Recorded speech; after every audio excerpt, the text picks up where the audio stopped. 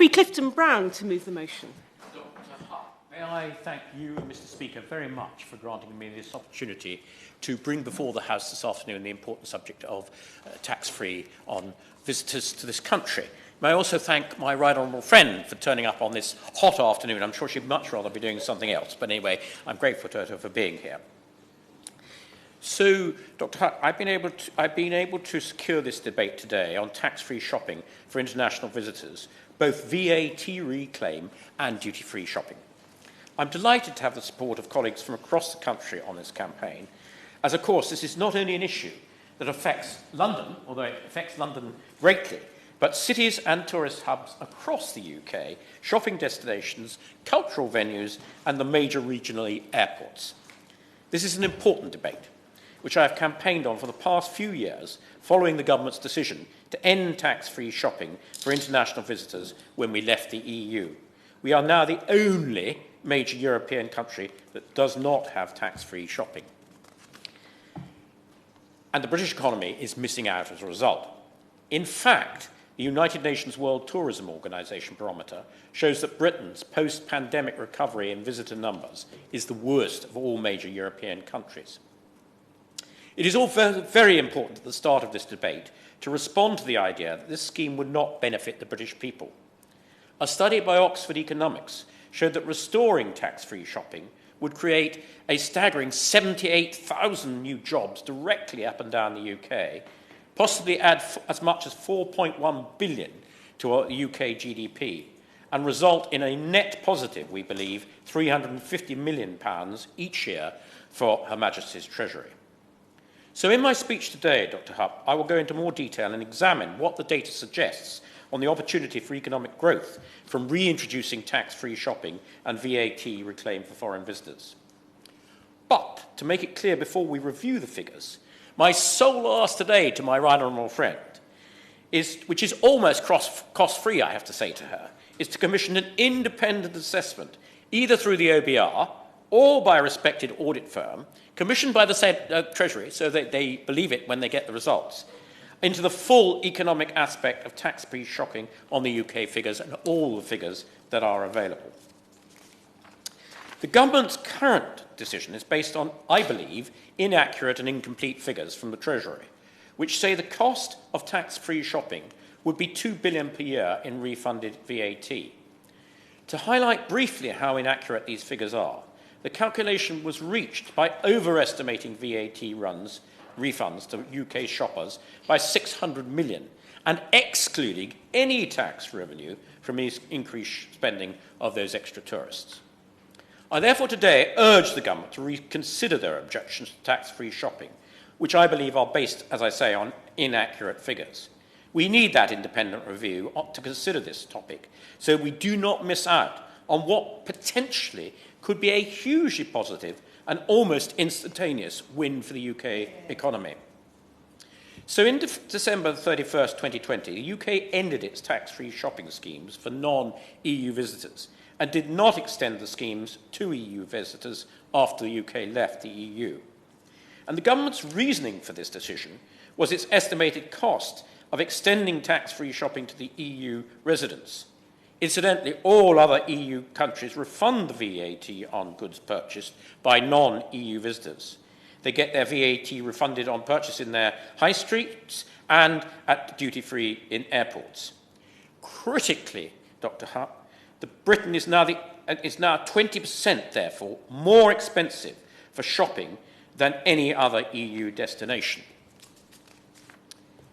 The entire economy was badly hit, as we know, by the COVID-19 pandemic and the wide shutdown of society during that lockdown. Some of our industries that were hardest hit were tourism, culture and leisure, and the hospitality sectors, who, due to the very nature of their businesses, were unable to adapt as easily to the hard lockdown rules and the impact of international restrictions and the reduced travel and tourism. Now, thankfully, the pandemic is over. We've seen tourists return to the UK, enjoying the cultural sites in London, travelling to our other great cities across our great country, visiting our picturesque towns and villages, including tens of thousands of visitors, I'm glad to say, to the Cotswolds, my constituency. But our tourist industry recovery has not sadly been as strong as some of our European neighbours. As international travel resumed in 2022, all the real trading data consistently undermines the Treasury's forecast that they say would have little impact on visitor numbers and spending. The 2022 and early 2023 actual data on visitor numbers show that ending tax-free shopping has had a significant negative impact on behaviour of international travellers, many choosing to visit the UK, but unfortunately the really high spenders travel to Europe because it's 20% cheaper to do their luxury goods shopping. So, for example, spending by US visitors to the UK in 2022 was back to the pre-19 pandemic levels, but in France and Spain and Italy it was double. And in Q1 of 2023, UK SA spending was still at just 2019 levels in the UK, but in France and Spain it was around 3 times as much as 2019. So unfortunately, the differential is widening. Equally, spending by Gulf Cooperation Council visitors to the UK in 2022 was around 65% of 2019 levels, whereas in Italy and Spain it was 1.5 times the 2019 levels, and in France it was double. Brexit was an opportunity to create change within our economy that truly benefits the UK, creating new opportunities for growth for our innovation and internationally renowned retail, tourism and hospitality sectors. Instead, the EU is enjoying a Brexit bonus at Britain's expense. Unfortunately, we have a double whammy of British shoppers joining other international visitors to shop tax-free in the EU, not in the UK, but seeing the same level of increased spending here as other European countries. British shoppers now spend £1 billion on shopping tax-free in the EU, not here. So if it was reinstated, Britain would be the only major European economy where 447 million EU residents could shop tax-free, creating a huge new tourist market. Britain is missing out on a £1 billion Brexit bonus, a real opportunity for Brexit growth. Now, HMT did not forecast that many visitors would be diverted completely from visiting the UK in favour of other EU destinations. At the government's request, many businesses have submitted actual evidence in confidence to HMT on the impact of ending tax-free shopping. These submissions show without doubt that British businesses have suffered hundreds of millions of pounds in lost sales since 2022. And they see it getting worse as more and more international travellers realise they can't shop tax-free in Britain. In June 2023, the new West End company, which my honourable friend knows well, the Business Improvement District for London's West End, surveyed its member businesses. Over half, 54%, said they were reviewing their long-term capital investment programmes to take account of the fall in relative performance of their West End stores compared with their stores in continental Europe. Over 1/5, 22%, are considering closing their London stores and relocating to mainland Europe. Just an example, Dr. Hutt, of how the UK is losing out. HM Treasury forecasts that allowing 450 million EU residents to shop tax-free in Britain would only generate 50,000 additional trips annually, brackets just 0.2% of the 24 million EU visitors in 2019. So by the same logic, now that 66 million British residents can shop tax-free in the EU, this would only generate an additional 9,000 trips, according to their logic. Simply is not credible. The reality actually is that in 2022, around 48,000 British people claimed VAT from refunds from in the EU worth over £500 million. In 2023, that figure has more than doubled. So we estimate that over 1 million British residents will spend over £1 billion tax-free shopping in the EU, but not in the UK. Just one more proof that the Treasury has out-of-date forecasts. On August the 3rd, along with the Right Honourable from Ashford, I co-signed a letter to the Chancellor highlighting the most recent forecasting report from the leading economics consultancy, Centre for Economics and Business Research, so-called CEBR, and their figures built on an earlier study by the Oxford Economics. Their two reports were staggering. CEBR forecasted additional visitor numbers of between 1.6 and 1.7 million into this country if these measures were reinstalled. Increased spending of 1.7 billion to 2.8 billion, and they each forecast that the GDP of the UK could increase between 4.1 and 9.1 billion annually. Note the Treasury forecast of just an extra 50,000 visitors. The slight difference between the data between CEBR and Oxford Economics forecast is due to timing, with Oxford Economics report released last October and the CEBR study published this July. But we now have real consumer behaviour and spending data.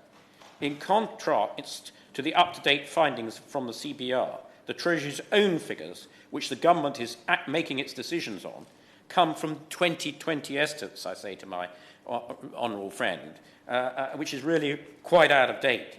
And the data suggest to be out of date for so low, it reduces the estimate for both visitor numbers and spend very considerably. The Financial Secretary, my honourable friend, recently wrote to me saying that the government was concerned that the findings of the Oxford Economics study did not match those of the OBR, particularly on the expected number of visitors as a result of introducing tax-free shopping. Oxford Economics forecasts, as I said just now, is 1.6 extra visitors, whereas the OBR forecast is 50,000.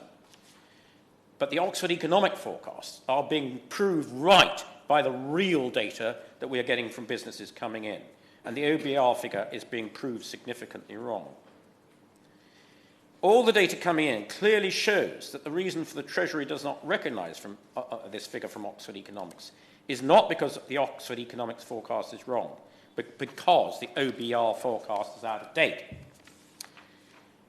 The government is understandably acting on figures they deem to be reliable from the Treasury. To assess their figures and to bring some finality to the debate, I wrote to the OBR in May of this year asking if they could examine the costings and benefits related to tax-free shopping, both for VAT reclaim and duty-free shopping. Unfortunately, I'm yet to receive a full response. Chinese travellers are the biggest spenders of all. And in the last year, Chinese visitors spent $258 billion, almost twice as much as visitors from the USA, who are the second biggest spenders at $135 billion. And they have the biggest potential for growth in the UK. Shopping is their number one priority. By ending tax-free shopping in Britain, is closing the door on the most important market for international visitor economy.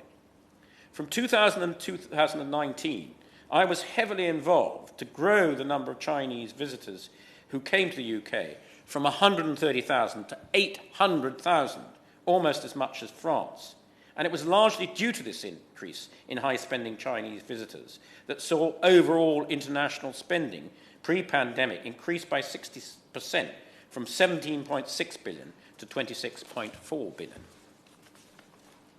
In 2019, 800,000 Chinese visitors, and these are significant figures, made up 5% of the 16 million non-EU visitors to the UK, but accounted for a staggering 32% of all tax-free shopping in the UK, of around £1 billion on tax-free shopping. Of course, the Chinese were not travelling in 2022 because they were still locked down. But a survey of Chinese who had previously shopped in Europe showed that Britain had dropped from second favourite European destination in 2019, as I said before, just below France, to the least popular of all major European countries. In 2022, 75% visited France, but only a tiny 42% visited the UK. And my honourable friend quite rightly has been asking for real evidence on the ground, and I'll give it to her now. Evidence from Heathrow Airport shows that in July 23, Chinese visitor numbers were at 88% of their 2019 levels, but spending in their shops at Heathrow was just 33%. The Chinese are coming to the UK, therefore, but they're not spending the money because of the VAT reclaim not being there. And there is a common perception, Dr. Huck, that this measure only affects Oxford Street, Bond Street and the West End. However, this is an issue that affects the whole of the United Kingdom.